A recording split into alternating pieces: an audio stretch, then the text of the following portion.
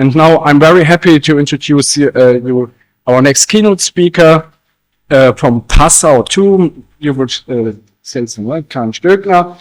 And we know each other from Rome, from 2 conferences. I met her there and I was so excited about that talk that I asked her the last time, please come to Frankfurt to join the Marcuse conference and be our keynote speaker on feminism. Unfortunately, two panel speakers quitted, canceled the talk. So I don't know how you handle it, but I think we will.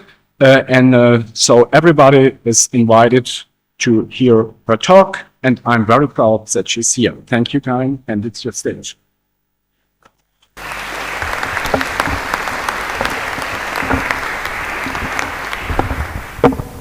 Thank you very much, Peter Erwin, for inviting me to this wonderful conference. I really enjoyed the talks this morning, and I'm pretty sure that I will come back to at least 2 of them, who were quite topical.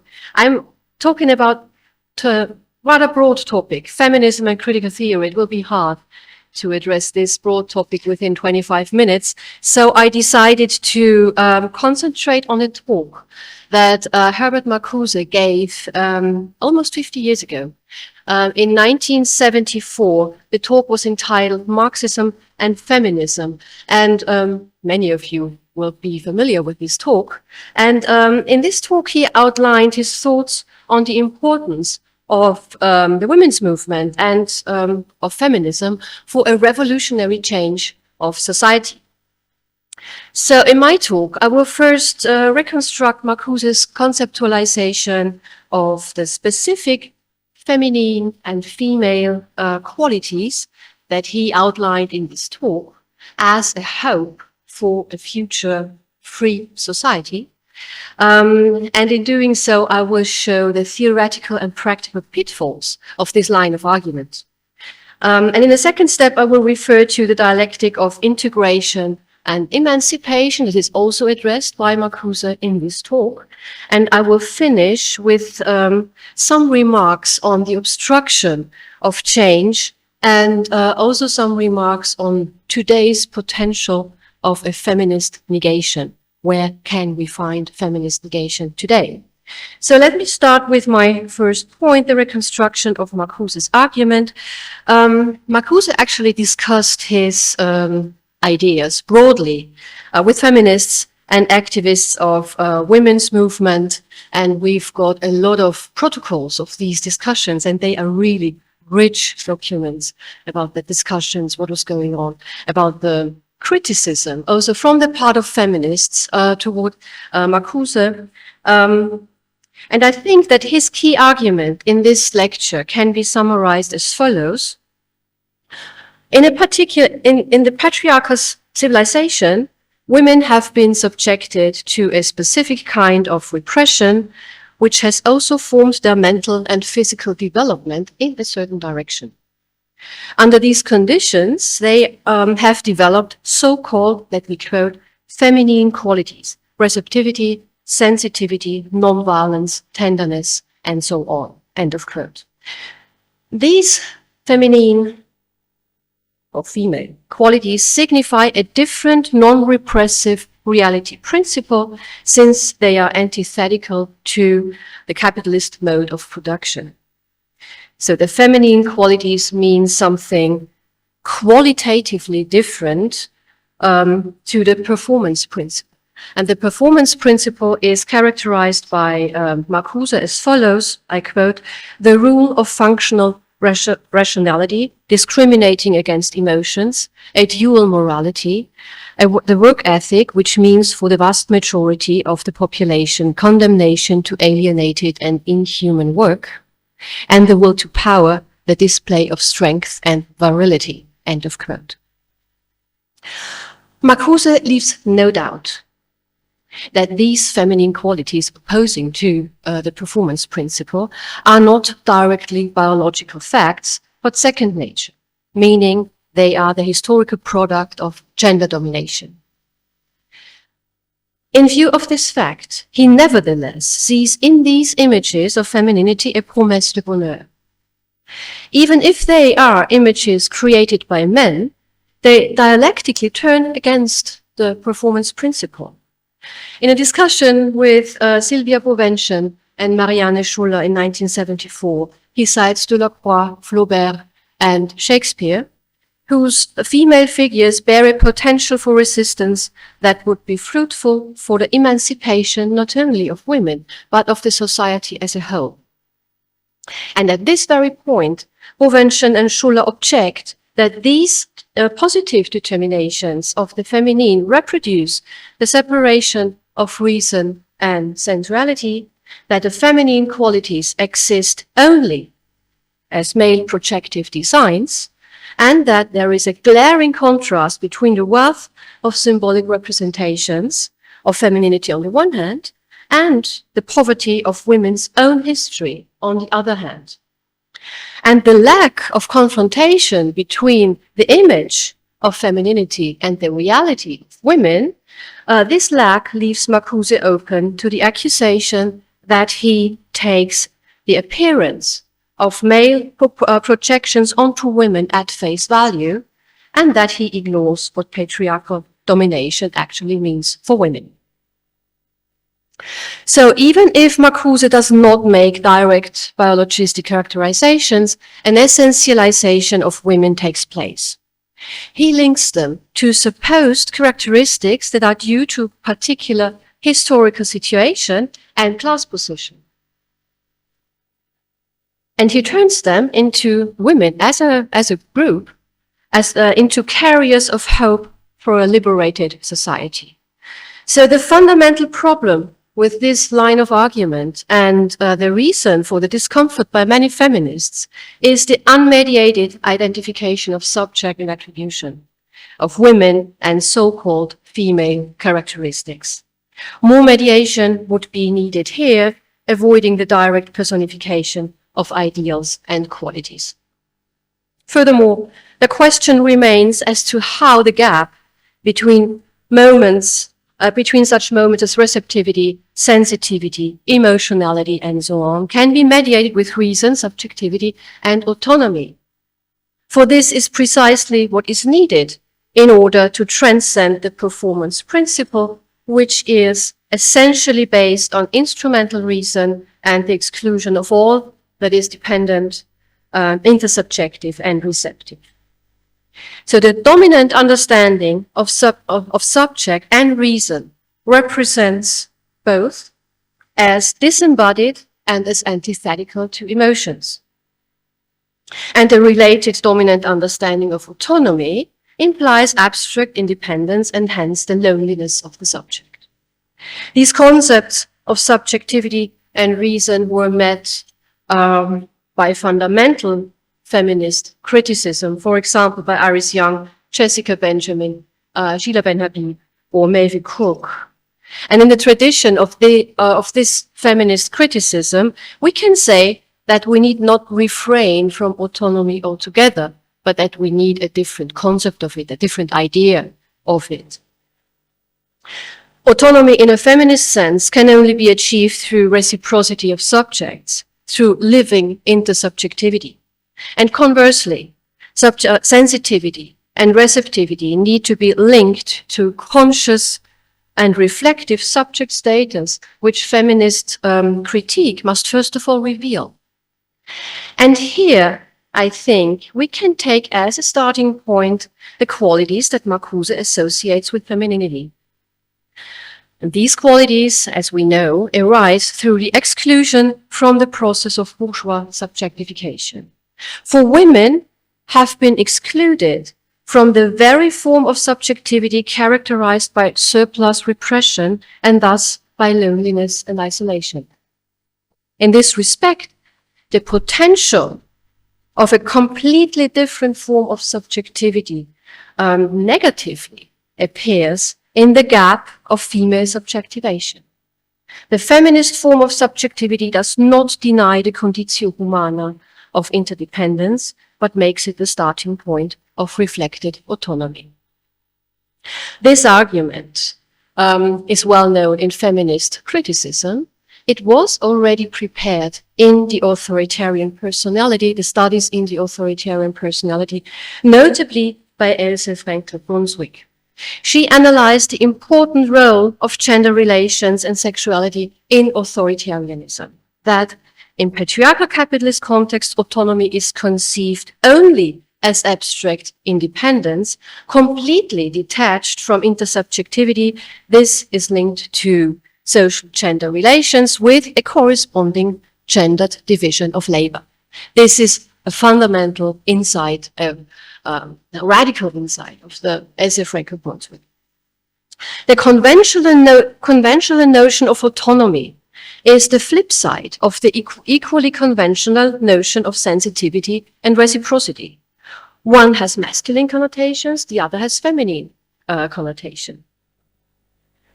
Else Frenkel-Brunswick analyzed this binary closely, and she found out that the more directly the two poles are opposed in the individual's drives and desires, the more pronounced are the authoritarian tendencies in the individual.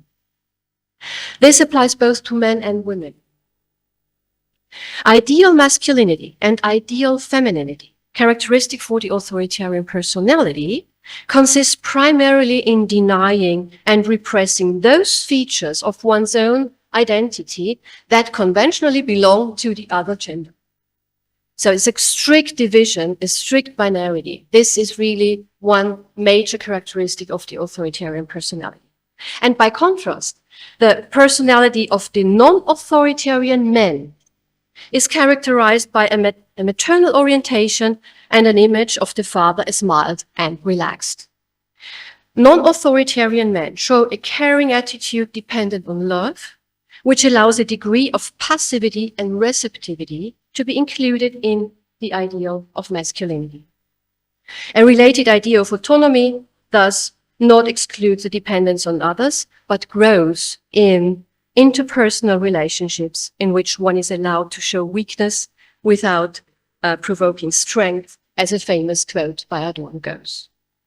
Thus, in Frenkel-Brunswick's account, characteristics like emotionality, sensitivity, and reciprocity in men, much more than in women, showed a tendency opposite to the authoritarian personality and authoritarianism. So unlike Marcuse, Frenkel-Brunswick does not associate these qualities with women to derive from them a moment that contradicts the prevailing performance principle.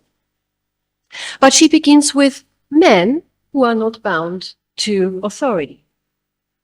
On the other hand, she traces how the authoritarian character transforms receptivity and sensuality into something weak and therefore feminine. For Frenkel-Brunswick, these qualities are not feminine as such. Consequently, she does not place her hope for revolutionary change in women per se, but in people who are not bound by authority, both men and women. And I think that in this way, Frenkel-Brunswick is much closer to an assessment of the real possibilities of social change than Marcuse, whose identification of feminine characteristics with women is not based on empirical evidence, but is derived from patriarchal images of femininity. But this is not to deny the liberating potentials of these very images. It is precisely the condemnation of receptivity, emotionality, and sensitivity as feminine and weak by the authoritarian men that negatively reveals the liberating potential within these images. Because authoritarian men too suspect that there is something in these qualities that transcends the repressive reality principle, to which they themselves must constantly and unhappily adapt. But instead of recognizing their own longing for a reality principle other than the dominant performance principle, they turn the sign of freedom into a sign of weakness and a sign of domination, and reject it by projecting it onto women. The same projection mechanism is central to anti-Semitism, as we heard this morning in the presentations, in anti-Semitism, in which the projections show a similar ambivalence towards the content of the projection. So that which is repelled must first of all be humiliated in order to repress the own desires of those who project in this way. This nexus of repressed needs points directly to the problem of how revolutionary change shall be implemented, because according to Marcuse, the material, technological, and intellectual forces for the new society are given, but the problem lies in how to transform the old society into the new, because this transformation actually requires conscious action. I will get back to this problem later, but let me first come to my second point, the dialectic of integration and emancipation, which is also central in Marcuse's lecture on Marxism and feminism. The women's movement explicitly demands full equality as a precondition of emancipation. Marcuse also supports this demand, but in doing so, he names the dilemma that women lose their distance to the existing performance principle through full integration as equal citizens, and that in the process of assimilation, the much vaunted feminine qualities that were previously second nature to them are increasingly cancelled out. Gudrun Axeli-Knapp later also described women's adaptation to the system of capitalist exploitation as a, I quote, successful failure of feminist critique, end of quote. So to say, an unintended side effect of the feminist struggle for recognition and equality. And similarly, Nancy Fraser also emphasized the mobilization that the mobilization of women's labor power and the concomitant push for women's subjectivation not only led to an enormous gain in women's equality within the system, but at the same time, to a certain extent, obstructed the vision of emancipation beyond the system. So this is the dilemma that Marcuse is talking about. And this dilemma of women's emancipation for him is not so much that women are integrated in a very contradictory form into the social totality, but that they might abandon supposedly feminine qualities in the course of social integration. Contrary to this, Regina Becker-Schmidt has convincingly argued that women's situation in late capitalism is determined by a simultaneity of qualitatively unequal demands, those of production and those of reproduction. And these two sides are quite contradictory. So for women's rights activists and feminists, the integration of women into the sphere of production was problematic, not so much because it could lead to the leveling of so-called feminine qualities, but because two modes of domination directly interpenetrate women's lives, the patriarchal one and the capitalist one. And the contradictory integration of women into the performance principle also manifests on another level.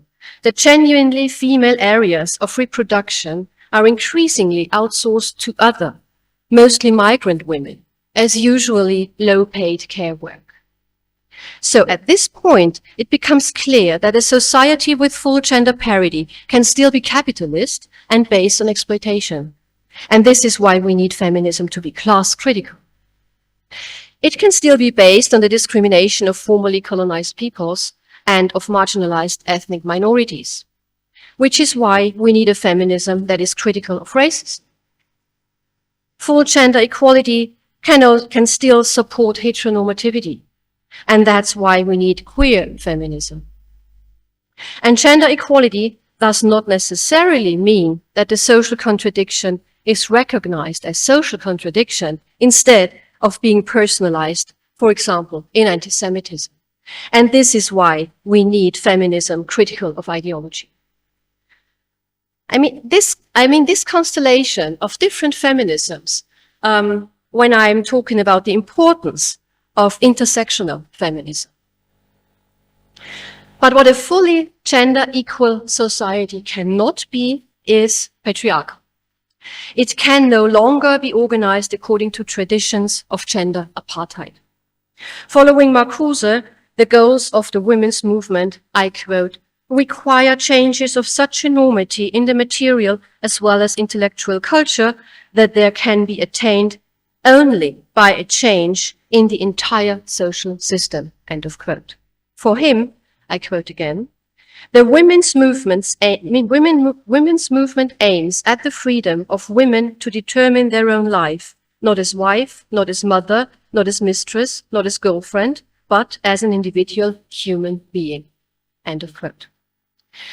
That this fundamentally challenges not only the gender order, but the entire social order is well known to all reactionaries of all stripes.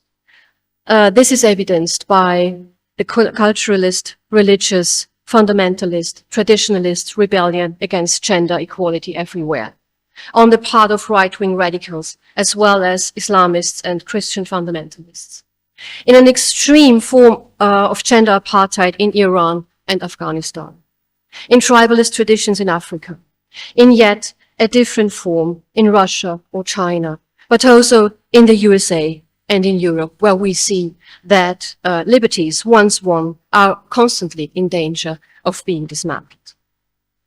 Thus, with Marcuse, we can conceive of freedom only as a constant process of liberation from concrete relations of domination and as emancipation from all forms of patriarchal oppression.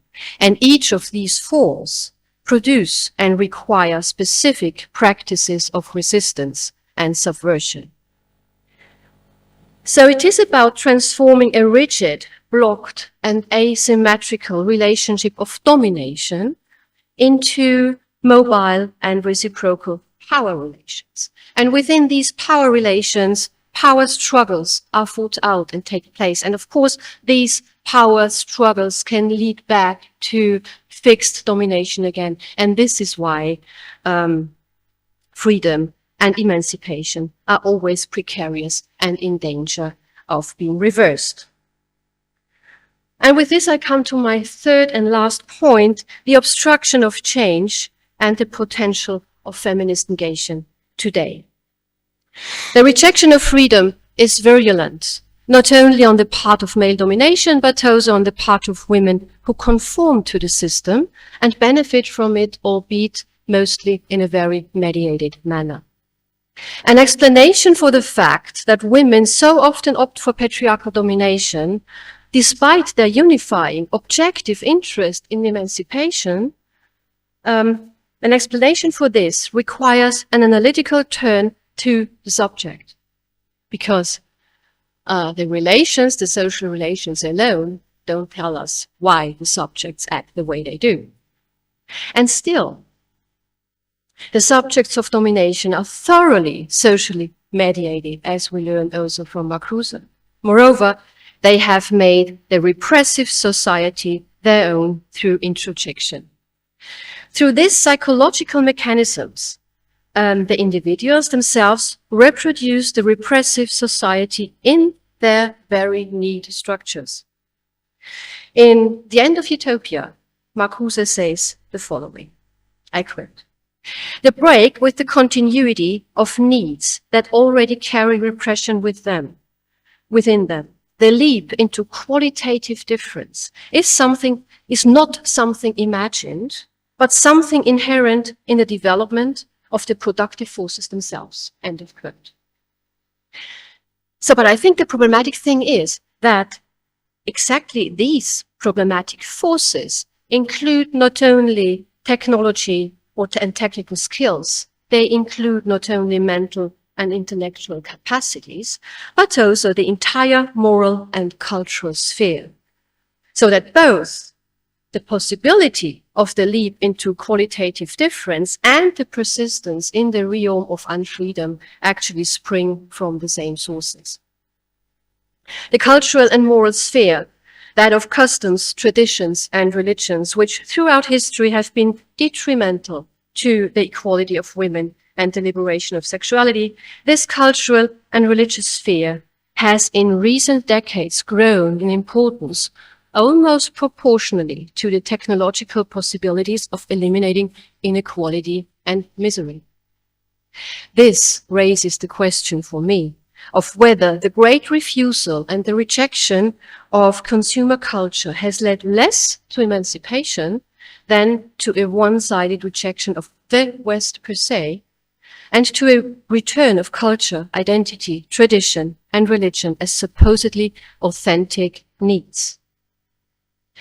With Marcuse, we can read such backwardness as part of the, I quote, total mobilization of existing society against its own possibilities, end of quote.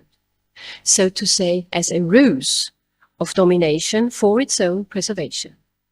Today, more than ever, domination is based on the false need for a mendacious suppression of sexuality and drives, the negation of which, with Marcuse, remains the driving force behind the leap into qualitative difference.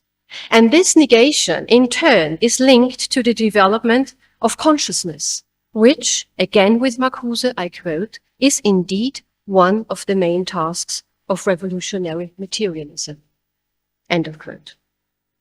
So, and with this I come to my end. The perspective must turn to the real struggles of women against oppression and patriarchy today.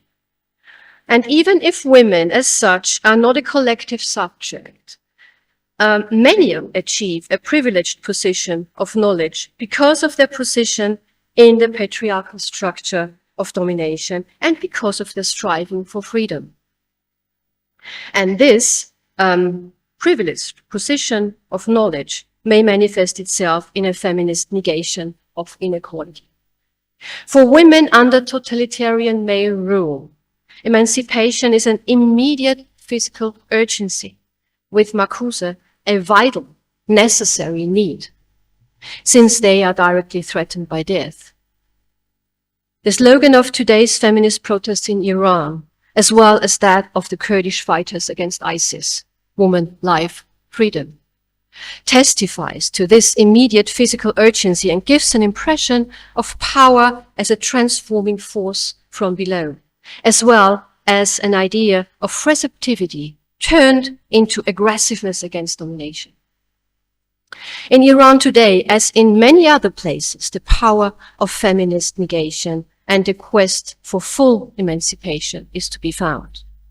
And this negation, however, consists less in ostensibly feminine qualities such as receptivity and sensitivity than much more in a determined refusal to endure the male disposition over one's own body and the exclusion from public, forced veiling, and the denial of autonomy and sexual self-determination. With this, I'm at my end. Thank you very much for your patience and for your attention.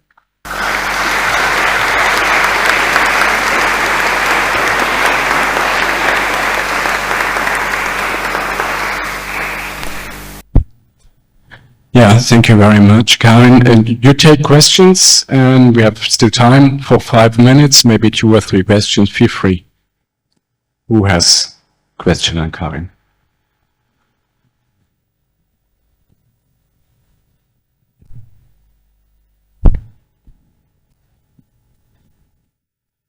Very good.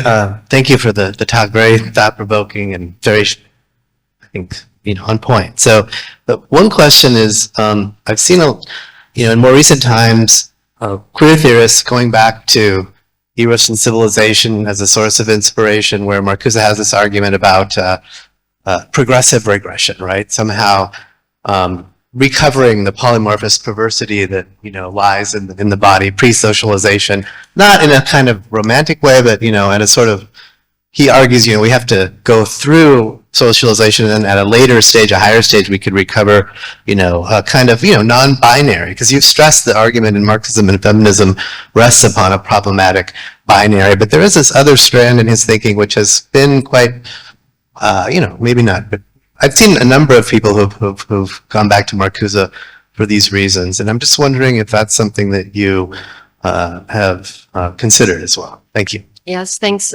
John. I thought about this androgynous society, a utopia of androgynous society, and we discussed this already in the morning a little bit. Because there is the potential of something beyond the gender principle. And I think it's also in Marcuse an idea of beyond the gender principle. But for him, it's not conceivable that there would be something else than two genders. And this may sound to our ears today in 2023, this may sound weird. Because if there's still a binary, and if you can't think beyond the binary, if you must stick to female and male, to men and women, then how can there be a beyond of the gender principle? And I think there can, because gender then, in a situation of freedom, would mean something different, would not be a principle anymore. And if gender is not a principle anymore, it loses much of the brutal notion that it's got today in so many areas. So I think that the utopia of or maybe Marcuse wouldn't even have called it utopia because it's possible already. So it's actually within our reach. The androgynous society is not a queer society. He didn't have the concept of queerness yet. So this is 50 years ago. But I think he had an idea of it. And today maybe he would call it queer. And today he would probably say it's not necessary to stick to the binary between male and female in order to or that is hindering, actually, that this binary is actually hindering the liberation of eros. So yes, I think there is still a contradiction within Marcuse, but with my colleague from today in the morning, I would say that there is so much in it that we can kind of grasp and further develop. I mean, it's not necessary to stick to Marcuse the very word by word as he wrote it, but it's important for us to rescue those ideas and to include them into our. What I'm thinking about here is, it seems to me, as soon as you mentioned Marcuse on feminine qualities, I thought, well, what would Simone de Beauvoir have to say about this? Now, given that she had published her work long before Marcuse published this essay, her book came out right after the end of the war, right? Originally in a journal and then in book form in, I think it was 49, and that he doubtless was familiar with it. I'm wondering, on a factual level, is there such a thing as a response by Simone de Beauvoir to Herbert Marcuse? But if there's not, since I don't actually know of one, perhaps we should have a theoretical debate, so to speak, about what ought Marcuse have said to her and what would she have responded to him. Yes, thanks, Jack. I would not know of any discussion between Beauvoir and Marcuse, but I know that discussion between Sylvia Bovenschen and Marcuse, to which I referred in my talk. And I think this very conversation can stand like a proxy for the discussion which we don't have between Beauvoir and Marcuse. And you should, it's really worthwhile reading the protocol of that discussion. It's in a small Surkamp volume, Gespräche mit Marcuse, edited by Sylvia Bovenschen and Jürgen Habermas, for those who don't know. And in this discussion, it's really funny because Marcuse was so almost, well, he was upset. He was really upset by the feminist criticism that, and he didn't understand it at all. He said, why are you attacking me? I am the one who is appreciating feminine qualities. I'm not the one who's saying that's bad and we need to get rid of it and it needs to be, I don't know what, it needs to be, well, yeah, it needs to be generalized, but still, why are you so furious with me seeing positive things? So he simply did not understand that these so-called feminine qualities not only come out of domination, but that they also reproduce domination, gender domination. He thought they come out of gender domination. No doubt about that. It's not first nature, it's second nature. But that this very second nature is not only a sign of liberation, but in the first place, it reproduces the very status of women as weak and as not autonomous. This he did not actually come to terms with fully. And I think that, well, I can guess that Simone de Beauvoir probably would have had the same objections to Marcuse as Sylvia Bovenschen had. Welcome. Thank you very much. Bitte der Applaus für Karin Stögner.